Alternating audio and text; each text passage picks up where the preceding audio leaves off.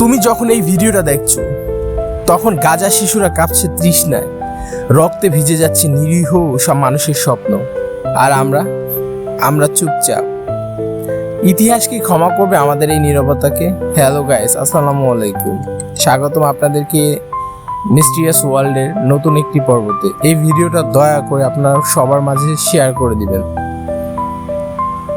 ইতিহাসের পাতায় লেখা থাকবে, পাকিস্তান ছিল বিশ্বের অন্যতম পারমাণবিক শক্তিধর, তবুও গাজার রক্ষার্থে একটি বোমাও উড়ে আসেনি।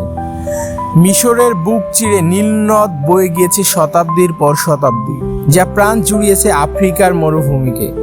অথচ পাশেই ছিল শিশুরা, গাজার শিশুরা তৃষ্ণায় কাঁপতে কাঁপতে মাটি লুটিয়ে পড়েছিল। সৌদি আরব আমিরাত ছিল তেলের সাগরে ভেসে থাকা এক বিলাসী সাম্রাজ্য, কিন্তু গাজার অ্যাম্বুলেন্সগুলো পেট্রোল না পেয়ে রাস্তায় দাঁড়িয়েছিল নিঃশব্দে, নিরুপায়। নীরবতা যেন তাদের একমাত্র আর্তনাদ।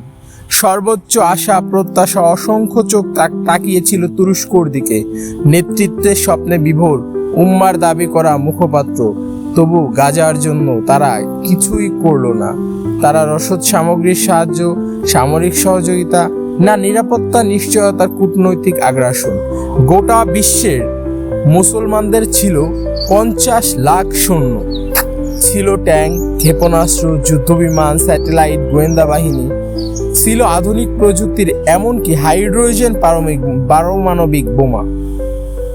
কিন্তু গাজার আকাশে একটাও ছায়া পড়েনি, গাজার দিকে কেউ হাঁটেনি। সবকিছু থাকবে ইতিহাসে। গাজার মতোই কাশ্মীর, উগুয়ে, রোহিঙ্গা সহ বিভিন্ন প্রান্তে জুলুমাতের অন্ধকার থাকা মুসলমানদের কথা। তবে সবচেয়ে করুণভাবে লেখা থাকবে, তারা চুপ ছিল, সবাই নীরব ছিল। মৃত্যুর চেয়ে গভীর ছিল সেই নীরবতা। আসুন আমরা সবাই ফিলিস্তিনের পাশে গিয়ে দাঁড়াই।